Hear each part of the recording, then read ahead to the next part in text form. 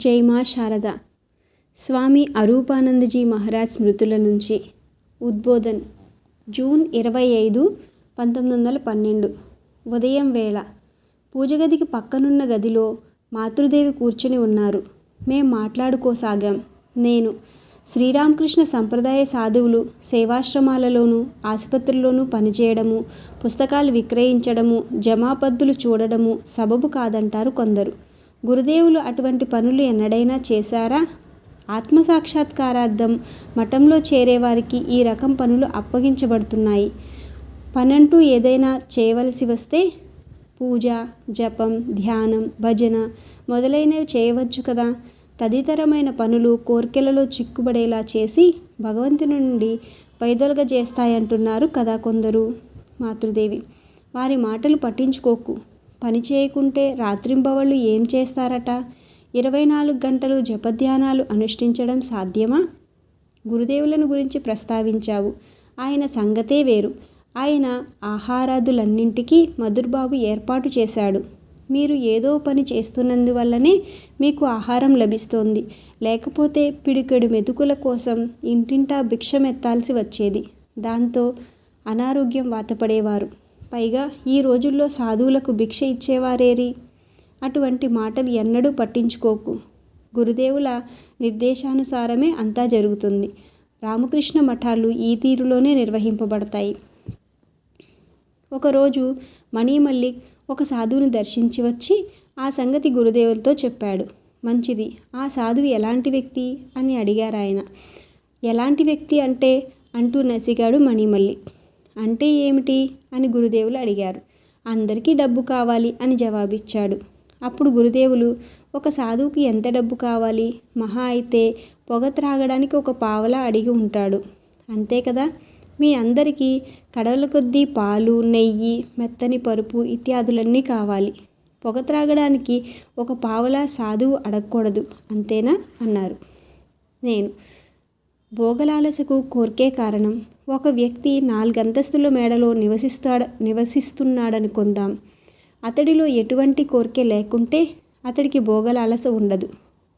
ఒక చెట్టు క్రిందే నివసిస్తున్నప్పటికీ అతడిలో కోర్కె ఉంటే మాత్రం భోగలాలస వచ్చి పడుతుంది. నా అనేవారు లేని ఒక వ్యక్తికి ఒక పిల్లినిచ్చి దాని పట్ల లౌకిక మమతానురాగాలు పెంపొందించుకునేలా చేస్తుంది మహామాయ. అటువంటిది ఆమె లీల అనేవారు గురుదేవులు. మాతృదేవి: అవును నాయనా, ఇది నిజమే. కోర్కె వల్లనే అంతా. కోర్కె లేని వ్యక్తికి బంధమేమిటి? వీటి అన్నింటి మధ్య నేను జీవిస్తున్నాను. వేటి పట్ల నాకు అనురక్తి లేదు, ముమ్మాటికి లేదు. నేను మీకేమిటి? కోర్కెలేమిటి?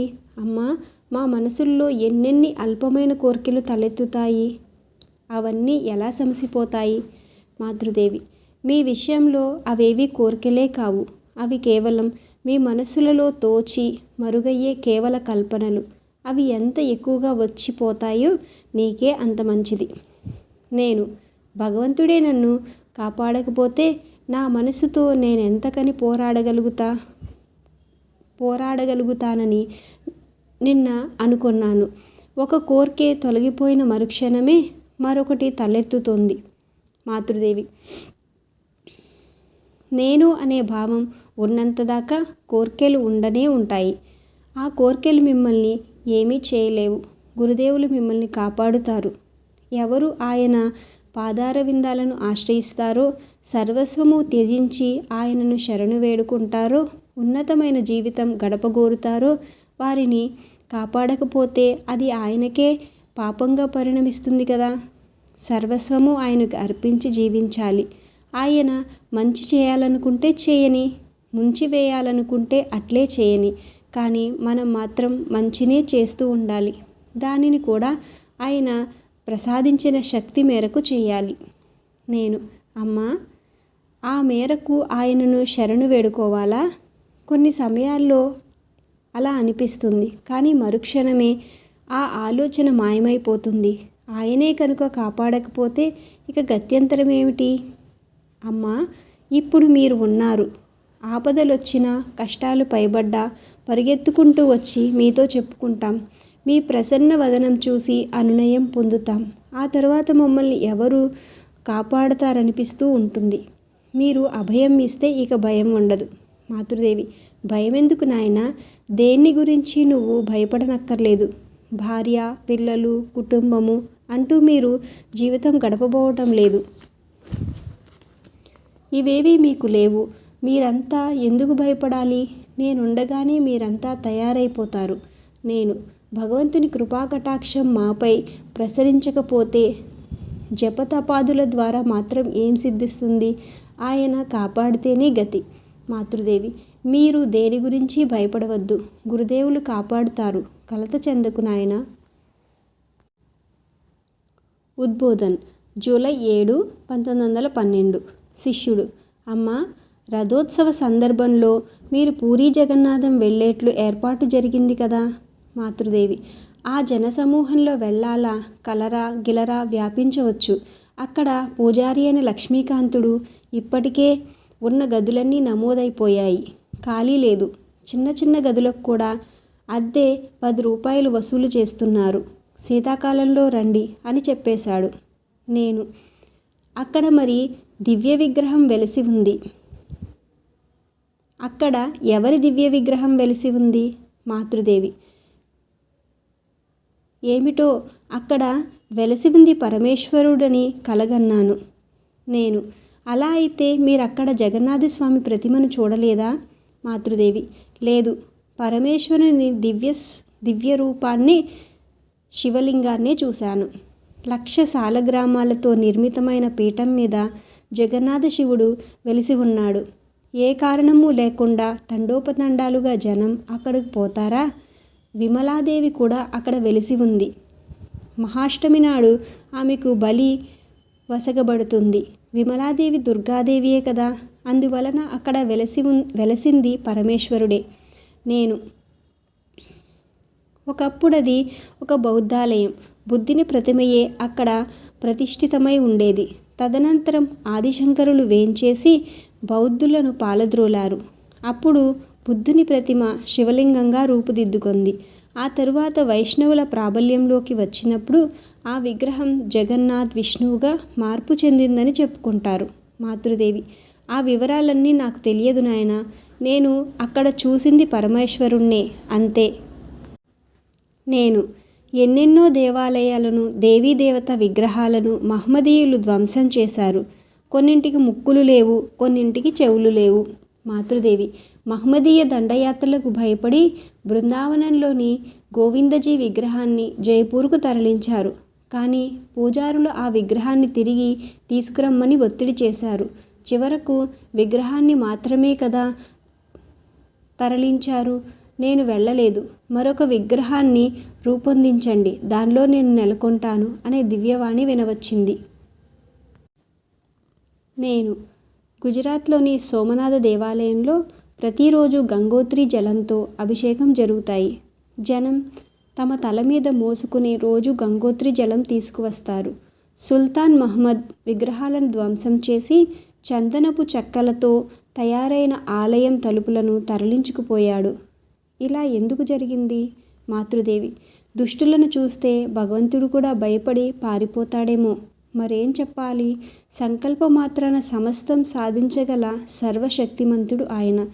దీనిని కూడా భగవంతుని లీలలో ఒకటిగా పరిగణించాల్సిందే. నేను: అమ్మా, కర్మఫలాన్ని రద్దు చేయగలమా? జ్ఞానం సముపార్జించడం ద్వారా సాధ్యమైన ప్రారబ్ధ కర్మను అనుభవించే తీరాలి శాస్త్రాలు వచిస్తున్నాయి.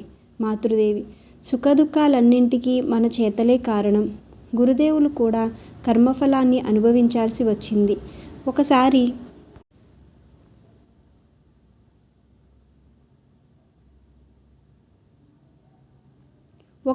ఆయన పెద్దన్నయ్య సన్నిపాతంలో నీళ్లు త్రాగారు. కాస్త త్రాగగానే గురుదేవులు నీటి గ్లాసును లాక్కున్నారు. తక్షణమే పట్టరాని కోపంతో ఆయన సోదరుడు: నీరు త్రాగకుండా ఆపేశావు. నాలాగే నువ్వు కూడా బాధపడతావు. నేను అనుభవిస్తున్న యాతనను నువ్వు కూడా గొంతులో అనుభవిస్తావు అని అన్నారు. అందుకు గురుదేవులు: అన్నయ్య, మీకు చెరుపు చేయాలని అలా చేయలేదు. మీకు ఆరోగ్యం బాగాలేదు. ఈ పరిస్థితిలో నీళ్లు త్రాగితే ప్రమాదం. అందుకే నీరు త్రాగనివ్వలేదు. ఈ మాత్రానికే నన్ను శపించారే అన్నారు. అప్పుడు ఆయన అన్నగారు విలపిస్తూ, తమ్ముడు, నాకేమీ తెలియదు. అప్రయత్నంగా నోటి వెంట ఆ మాటలు వెలువడ్డాయి. అవి ఫలించే తీరతాయి అన్నారు ఆవేదనతో. గురుదేవులు వ్యాధిగ్రస్తులై ఉన్నప్పుడు నాతో ఆ శాప కారణంగానే ఇప్పుడు ఈ గొంతు వ్యాధి దాపురించింది. మీరెవరూ కష్టపడనక్కర్లేదు. మీ కష్టాలన్నీ నేనే అనుభవించాను అని చెప్పారు. అప్పుడు నేను మీకే ఇలా అయినప్పుడు సామాన్యులు ఎలా జీవించగలరు అని అడిగాను. అందుకు ఆయన, నా సోదరుడు ధార్మికుడు. ఆయన మాటలు అసత్యం కావు. అందరి వాక్కు అలా ఫలిస్తుందా ఏమిటి అన్నారు. కర్మఫలం అనివార్యం. కానీ భగవన్నామం జపం చేస్తే దాని తీవ్రతను తగ్గించుకోవచ్చు. నాగలి గుచ్చుకుని శరీరం చీరుకుపోవడానికి మారుగా కేవలం సూది మాత్రం గుచ్చుకోవచ్చు. జపతపాదులు అనుష్ఠిస్తే కర్మఫలం చాలా వరకు తగ్గుతుంది. సురత మహారాజు 1,00,000 మేకలను బలి ఇచ్చి దేవిని ఆరాధించాడు. తదనంతరం ఆ 1,00,000 మేకలు ఒకే కత్తివేటుతో అతన్ని చంపేశాయి. 1,00,000 సార్లు అతడు జన్మనెత్తవలసి రాలేదు. దీనిని దేవిని ఆరాధించాడు కదా. నామజపం వలన కర్మఫలం తీవ్రత తగ్గుతుంది. నేను, అలా అయితే కర్మ సిద్ధాంతమే ఈ లోకాన్ని నియంత్రిస్తున్నప్పుడు భగవంతుని పట్ల ఎందుకు విశ్వాసం కలిగి ఉండాలి? బౌద్ధులు కర్మ సిద్ధాంతాన్ని అంగీకరిస్తారు, కానీ భగవంతుణ్ణి అంగీకరించరు. మాతృదేవి, కాళీ, దుర్గా, కృష్ణుడు ప్రభృత దైవాలెవరూ లేరనా నువ్వనడం? నేను, జపతపాదులతో కర్మఫలం నశిస్తుందా? మాతృదేవి, ఎందుకు నశించదు? మంచి పని చేయడం మంచిది. మంచి చేయడంలో ఆనందం కలుగుతుంది. చెడు చేయడం వలన దుఃఖం వాటిల్లుతుంది. నేను, అమ్మా, మీరు జైరాంబాటిలో ఉన్నప్పుడు సృష్టి ఏకకాలంలో జరిగింది.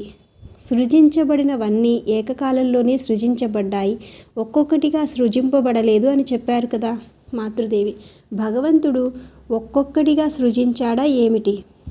గోధుమలను పిండి చేసే యంత్రం చూస్తున్నావు కదా. అలాగే యంత్రం అరిగిపోకూడదని దానిని నడిపే వ్యక్తి శ్రద్ధ వహిస్తాడు. ఒక్కొక్క గోధుమ గింజను వేస్తూ పిండి చేయడం చూసావా? అట్లే భగవంతుడు కూడా తన యంత్రాన్ని జాగ్రత్తగా చూస్తున్నాడు. ఎవరు ఎక్కడ ఏం చేస్తున్నారనే ప్రతి చిన్న విషయము చూసి ఆయన కలత చెందుతాడా ఏమిటి? ఆయన సృష్టి అనంతం. దానిని యావత్తూ క్షణం తీరిక లేకుండా పర్యవేక్షించాలి. చిన్న విషయాలను కూడా గోరంతలు కొండంతలు చేసి చూస్తే ఎలా సాగుతుంది? ఉద్బోధన్. నేను, అమ్మా, అప్పుడప్పుడు మీరు రామాయణం చదవడం చూశాను. చదవడం ఎప్పుడు నేర్చుకున్నారు? మాతృదేవి, చిన్నతనంలోనే. ప్రసన్న, రామ్నాథ్ ప్రభృతులు బడికి వెళ్ళేవారు. వారితో కలిసి నేను కూడా కొన్ని సమయాల్లో బడికి వెళ్ళేదాన్ని. అప్పుడు కాస్త నేర్చుకున్నాను. తదనంతరం కామార్పుకూర్లో నేను, లక్ష్మి బాలశిక్ష సాయంతో కొద్దిగా చదవడం నేర్చుకున్నాం. స్త్రీలు చదవడం, వ్రాయడం నేర్చుకోవడమా? ఆ తర్వాత నవలలు, నాటకాలు చదవబోతున్నారు అంటూ హృదయ్ నా వద్ద నుండి పుస్తకాన్ని లాగేసుకున్నాడు. కానీ లక్ష్మి మాత్రం తన పుస్తకాన్ని ఇవ్వలేదు. ఆమె వాళ్ళ ఇంటి పిల్ల కదా, తన వద్దే ఉంచేసుకుంది. ఎవరికీ తెలియకుండా ఒక అణా పెట్టి నేను ఒక పుస్తకం కొనుక్కున్నాను. లక్ష్మి బడి నుండి తిరిగి వచ్చాక నాకు నేర్పేది. కానీ నేను బాగా నేర్చుకున్నది దక్షిణేశ్వరంలోనే. ఆ సమయంలో గురుదేవులు చికిత్స నిమిత్తం శాంపుకూర్లో బస చేసి ఉండబట్టి నేను ఒంటరిగా ఉండేదాన్ని. భవముకుర్జీ కుటుంబానికి చెందిన ఒక స్త్రీ స్నానం చేయడానికి వచ్చేది. కొన్ని సమయాల్లో చాలాసేపు నాతో గడిపేది. అప్పుడు ఆమె నాకు నేర్పించేది. ఆకుకూర, దేవాలయం నుండి నాకు వచ్చే ఆహార పదార్థాలు ఆమెకు ఇచ్చేదానిని. నేను, గురుదేవుల వద్దకు పలువురు భక్తులు వచ్చేవారు కదా, వారందరూ ఇప్పుడు ఎక్కడున్నారు? ఇప్పుడు ఎవరూ రావడం లేదే? మాతృదేవి, వారందరూ సంతోషంగా జీవిస్తున్నారు. నేను, సంతోషంగానా? మాతృదేవి, నీ సందేహం సబబే. భార్యాపిల్లలతో సంతోషంగా ఉండడం సాధ్యమేనా? కామినీ కాంచనాల్లో లోకులు మైమరిచిపోయి ఉన్నారు. ఇదంతా చివరకు దుఃఖాల పాలు చేస్తుంది. నేను, మనస్సు బయటనే విహరిస్తూ ఉంటుంది. మాతృదేవి, జగదంబయైన కాళికాదేవియే సర్వులకు తల్లి. మంచి చెడు సమస్తం ఆమె నుండే ఉద్భవించాయి. అన్నిటినీ ఆమె సృజించింది. జన్మతః సిద్ధుడు, సాధన సిద్ధుడు, కృపాసిద్ధుడు, హఠాత్ సిద్ధుడు అంటూ రకరకాల మహాత్ములు ఉన్నారు కదా. నేను హఠాత్ సిద్ధుడు అంటే ఏమిటి? మాతృదేవి మరొకరి ఆస్తి హఠాత్తుగా సంక్రమించి ధనవంతుడవడం లాంటిది అది. అప్పుడే నళిని స్నానం చేసి వచ్చింది. మరుగుదొడ్డి అశుభ్రంగా ఉండడం చూసి దాన్ని శుభ్రం చేసింది. అందుకే గంగకు వెళ్ళి స్నానం చేసి వచ్చింది. నళిని, గంగకు వెళ్ళి స్నానం చేసి వచ్చావా అని మాతృదేవి అడిగారు. అవును అంది నళిని. నేను కుళాయి కింద స్నానం చేయవచ్చు కదా. మాతృదేవి అదే కదా, కుళాయి నీళ్ళలో స్నానం చేసి గంగాజలం చల్లుకుంటే సరిపోయేది. నళిని ఎలా సరిపోతుంది, మరుగుదొడ్డి కదా. మాతృదేవి అయితే ఏమిటి, నువ్వు అశుద్ధాన్ని తాకలేదు కదా. అలా తాకినా కూడా ఏమైపోతుంది, కడుపులో కూడా ఉంటుంది కదా. అన్నం, కూర, పప్పు, పులుసు, వెన్నెలను ఒక పాత్రలో ఉంచు, 2 రోజుల్లో దుర్గంధం పుట్టుకొస్తుంది. మలం కూడా అదే కదా అని గురుదేవులు చెప్పేవారు. ఆయన ఒకసారి దక్షిణేశ్వరంలో తమ మలాన్నే చవి చూశారు. అది నీ మలమే కదా అన్నారు తోతాపురి. వెంటనే ఇతరుల మలాన్ని కూడా చవి చూశారు. గ్రామంలో ఎండిపోయిన మలం మీద పలుమార్లు నేను నడవడం జరిగింది. గోవింద గోవింద అంటూ భగవన్నామాన్ని 2 సార్లు ఉచ్చరించి పరిశుద్ధమైనాను. అంతా మనసుకు సంబంధించిందే కదా. శుద్ధము అశుద్ధము మనసులోనే కదా ఉంటాయి. ముందుగా స్వకీయ మనస్సులో లోపం ఉన్నప్పుడే ఇతరుల లోపాలు చూడడం సాధ్యమవుతుంది. ఇతరుల లోపాలు సూచిస్తూ ఉన్నందున ఆ వ్యక్తికి ఏమైనా జరగబోతోందా ఏమిటి? నువ్వే అధోగతి పాలవుతావు. నేను ఎవరిలోనూ లోపాలను చూడలేను. చిన్నతనం నుండే నా స్వభావం అటువంటిది. నాకు ఎవరైనా చిన్న సహాయం చేసినా ఆ వ్యక్తిని సదా జ్ఞాపకముంచుకోవడానికి ప్రయత్నిస్తాను. ఇతరులలో లోపాలు చూడడమా? అలా చూడడానికి ఒక వ్యక్తిలో ఏం లోపాలున్నాయి గనుక నేను దానిని నేర్చుకోలేదు. క్షమ ఒక తపస్సు. నేను ఇంట్లో జొరబడి దొంగ ఏదో దొంగిలించుకు పోయాడనుకోండి, మీ మనస్సులో దొంగ అనే ఆలోచన స్ఫురిస్తుంది. ఒక చిన్నపిల్ల మనస్సులో దొంగతనమనే ఆలోచనే రాదు. అందువలన ఆ చిన్నారి ఎవరిని దొంగగా చూడదు అంటూ స్వామీజీ చెప్పేవారు. మాతృదేవి అవును, అది నిజమే. పరిశుద్ధమైన మనస్సున్న వ్యక్తి అంతటినీ పరిశుద్ధంగానే చూస్తాడు. అప్పుడు గోలాబ్మ వచ్చారు. ఇదిగో ఈ గోలాబ్ మనస్సు శుద్ధమైనది. బృందావనంలో ఉన్నప్పుడు మాధవాలయాన్ని పిల్లలు అశుద్ధం చేశారు. అందరూ చీచీ అసహ్యం అంటూ చూస్తూ తమ దారిన తాము వెళ్ళిపోయారే గాని ఎవరూ శుభ్రపరచడానికి ముందుకు రాలేదు. అది చూసి గోలాబ్ తన నూతన వస్త్రాన్ని చించి ఆ చోటును శుభ్రపరిచింది. ఆమె చర్య చూసిన స్త్రీలు ఆమె శుభ్రపరుస్తున్నదంటే ఆమె బిడ్డలే అశుద్ధం చేసి ఉంటారు అని అన్నారు. ఓ భగవంతుడా, ఈ స్త్రీలు ఏమంటున్నారో చూడు అని నాలో నేనే అనుకున్నాను. కానీ కొందరు వీరు సాధువులు. అప్పుడు స్వామి యోగానంద మాతో అన్నాడు, వీరికి పిల్లలెక్కడా? దైవ దర్శనానికి అడ్డంకిగా ఉందని శుభ్రం చేశారు అంతే అన్నారు. అదుగో ఈ గంగా తీరంలో ఏమైనా అశుభ్రం కనిపిస్తే వెంటనే గోలాబ్ శుభ్రపరిచి వేస్తుంది. నలుగురికి మంచి జరుగుతుంది కదా. అందుకే గోలాబ్కు మంగళం జరుగుతుంది. వారికి ప్రశాంతత లభిస్తే గోలాబ్ కూడా ప్రశాంతతను పొందుతుంది.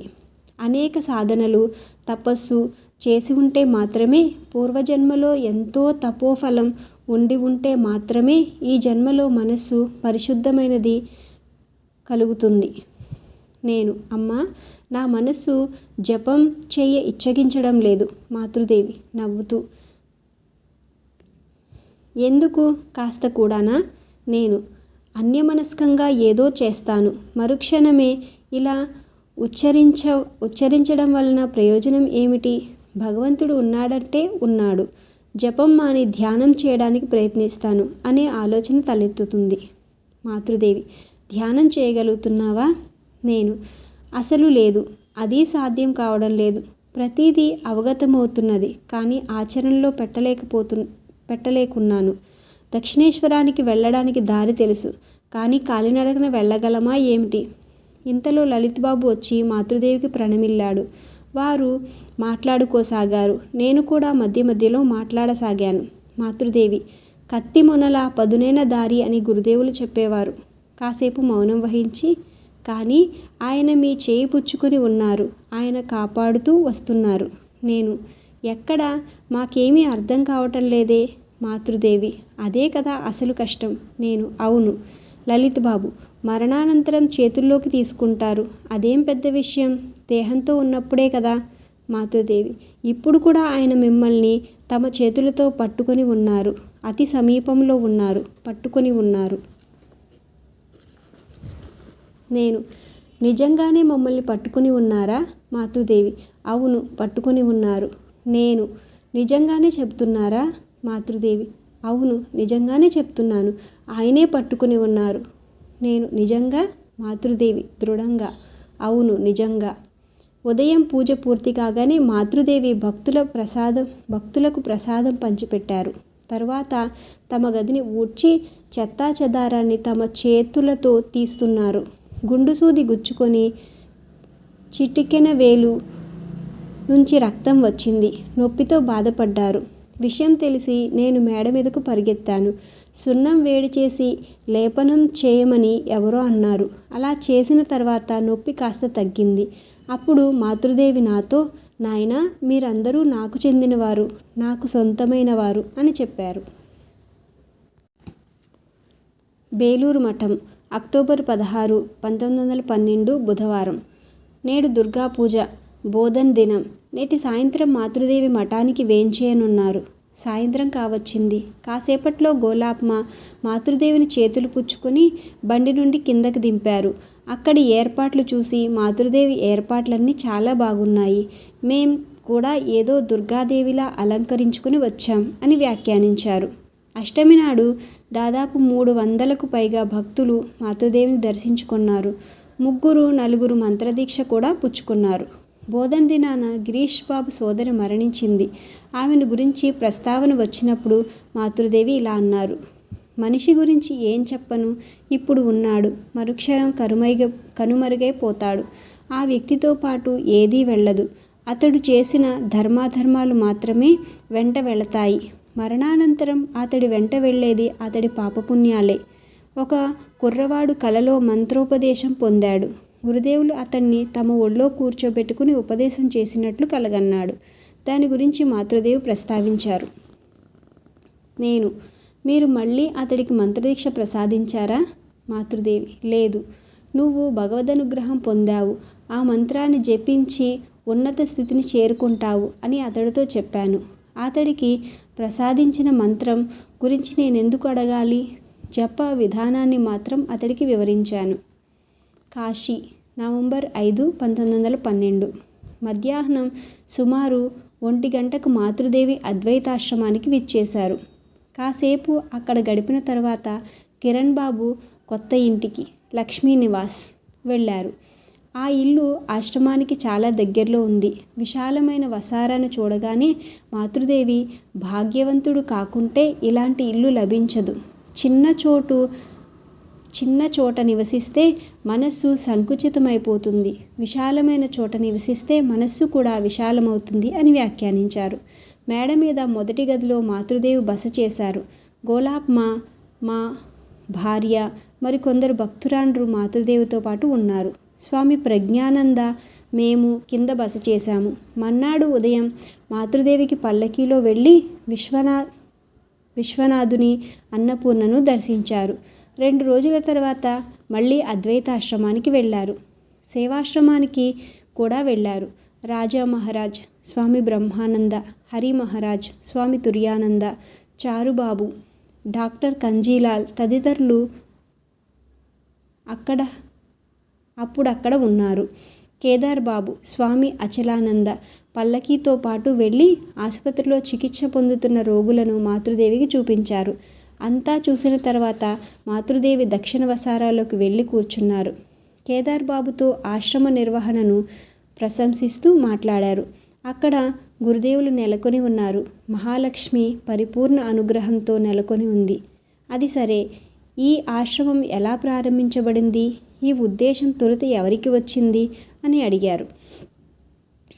చారుబాబు ప్రభృతుల కృషిని శ్లాఘిస్తూ కేదార్ బాబు ఈ భవన నిర్మాణ పనులను ఆయన స్వయంగా పర్యవేక్షించారు అని చెప్పారు. రాజా మహారాజ్ కేదార్ బాబు కృషిని కొనియాడారు. అదంతా విని ఆనందించిన మాతృదేవి, ఈ స్థలం ఎంతో అందంగా ఉంది, కాశీలోనే ఉండిపోవాలనిపిస్తోంది అని చెప్పారు. మాతృదేవి ఇంటికి తిరిగి వెళ్ళిపోయిన కొంతసేపటికి ఒక భక్తుడు సేవాశ్రమానికి వచ్చి ఒక 10 రూపాయల నోటు ఇచ్చి, ఈ 10 రూపాయలను మాతృదేవి సేవాశ్రమానికి విరాళంగా ఇచ్చారు అని చెప్పాడు. ఈ 10 రూపాయల నోటును ఇప్పటికీ రామకృష్ణ సేవాశ్రమంలో పదిలపరిచి ఉంచారు. మరుసటి నెలలో ఒకరోజు మాతృదేవి పల్లకీలో వెళ్ళి కాశీలోని ముఖ్యమైన చోట్లను దర్శించారు. కాళ్ళభైరవాలయం, వేణీ మాధవాలయం, నాగపూర్ రాజా ఆలయం, గ్వాలియర్ రాజా ఆలయం, సంకటమోచన ఘాట్, వీరేశ్వర శివాలయం, మణికర్ణిక లాంటి చోట్లు చూసి వచ్చారు. భక్తురాండ్రు బండిలోనూ కొందరు కాలినడకన వెళ్ళారు. తిలబండేశ్వర స్వామిని దర్శించి ఇది స్వయంభూలింగం అన్నారు. మరొక రోజు సాయంత్రం కేదారనాథ ఆలయానికి వెళ్ళి సంధ్యాహారతి దర్శించారు.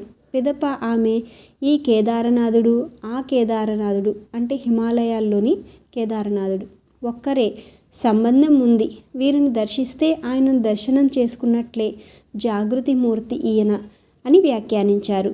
ఒకరోజు కొందరు స్త్రీలు మాతృదేవి దర్శనార్థం వచ్చారు. రాధు, భూదేవ్ తదితరులతోనూ ఇతర పనులతోనూ మాతృదేవి హడావిడిగా ఉన్నారు. చిరిగిపోయిన తమ చీరను గోలాబ్ మాకు ఇచ్చి కుట్టమన్నారు. ఇదంతా చూస్తున్న ఆ స్త్రీలలో ఒకరు, అమ్మా, మీరు మాయలో పూర్తిగా మునిగిపోయినట్లున్నారే అన్నారు. వెంటనే స్పష్టంగా మాతృదేవి, ఏం చేయనమ్మా, నేనే మహామాయను అని జవాబిచ్చారు. కాశీ, కిరణ్ బాబు ఇల్లు, నవంబర్ 1912. నేను అందరూ విశ్వనాథుని స్పృశిస్తారు. అందుకే సాయంత్రం అభిషేకం చేసిన పిదప పూజ చేసి నైవేద్యం అర్పిస్తున్నారు. మాతృదేవి, పూజారులు డబ్బుకు ఆశపడి అలా తాకనిస్తున్నారు. వాళ్ళు ఎందుకు అలా అనుమతించాలి? దూరం నుండి దర్శించుకుంటే చాలదా? ఎందరి పాపమో దానిలో పేరుకుపోతున్నది. అవినీతి పరులు కూడా తాకుతున్నారు. ఇక కొందరున్నారు, వారు తాకగానే శరీరం మంటలెత్తిపోతుంది. అందుకే నేను వెంటనే కాళ్ళు చేతులు కడుక్కుంటాను. అదృష్టం కొద్దీ ఇక్కడ కలకత్తాలో కంటే తక్కువ మందే వస్తున్నారు. నేను స్వాముల అనుమతి మీదనే ఇక్కడ వారు మిమ్మల్ని దర్శించుకోగలుగుతున్నారు. రద్దీని తగ్గించడానికి ఈ ఏర్పాట్లు చేశారు. మాతృదేవి, ఇలా పలుచోట్ల జనం గుమిగూడడం ఎవరికి నచ్చుతుంది? పిచ్చి అత్తయ్య విసిగించడం ఇక్కడ కూడా కొనసాగింది. ఆ సంగతి ప్రస్తావనకు వచ్చింది. మాతృదేవి, ముళ్లతో కూడి ఉన్న బిల్వ దళాలతో నేను శివుణ్ణి పూజించాను కాబోలు. అందుకే నాకు ఈ ముళ్ళు సంప్రాప్తించింది. నేను అదెలా? తెలియకుండా పూజిస్తే ఏం చేయగలం? మాతృదేవి, తప్పు తప్పే కదా. శివపూజ ఎంతో కష్టం. తెలియకుండా తప్పు జరిగినా ఎంతో హాని వాటిల్లుతుంది. నిజమేమిటో తెలుసా? ఎవరికి ఇది ఆఖరి జన్మో వారు తమ కర్మఫలాలనంతా ఈ జన్మలోనే అనుభవించాలి. ఒక సన్యాసి ఒకప్పుడు మాతృదేవితో, అమ్మా, మేమెందుకు ఇన్ని రుగ్మతలతో బాధపడుతున్నాం అని అడిగాడు. అందుకు మాతృదేవి, ఇది మీ చివరి జన్మ, అందుకే గత జన్మల కర్మఫలాన్నంతా ఈ జన్మలోనే అనుభవించి తీర్చివేయవలసి ఉంది అని జవాబిచ్చారు. పుట్టినది ఆదిగా నేను ఏ పాపము చేసినట్లు జ్ఞాపకం లేదు. 5 ఏళ్ల ప్రాయంలో గురుదేవులను తాకాను. అప్పుడు ఆయనను బహుశా అవగతం చేసుకోలేకపోయానేమో, కానీ ఆయన నన్ను తాకారు. అటువంటప్పుడు నాకెందుకిన్ని కష్టాలు? ఆయనను స్పృశించినంత మాత్రానే అందరూ మాయ నుండి విడివడుతున్నారు. నన్ను మాత్రం మాయ ఎందుకింత ఆవరించింది? నా మనస్సు రేయింబవళ్ళు ఉన్నత స్థితిలో నెలకొని ఉండగోరుతుంది. కారుణ్యం కారణంగా వీరి కోసం ఆ మనస్సును బలవంతంగా క్రిందికి దింపి ఉంచాను. అయినప్పటికీ ఎన్ని కష్టాలు! నేను, అమ్మ, తమ ఇష్టమొచ్చినట్లు వారిని చేసుకోమనండి, ఓర్పు వహించండి. తన గురించి ఎరుక ఉన్నంతదాకా మనిషి కోపగించుకోడు. మాతృదేవి, బాగా చెప్పావు నాయన. ఓర్పును మించిన సుగుణం ఏదీ లేదు. అసలు విషయం ఏమిటో తెలుసా?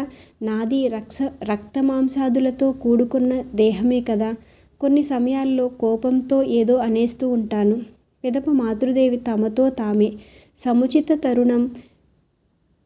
సముచిత తరుణంలో హెచ్చరించే వ్యక్తే నిజమైన స్నేహితుడు. సమయం మించిపోయిన తరువాత అరెరే అని చెప్పడం వలన ప్రయోజనం ఏమిటి అని చెప్పుకున్నారు.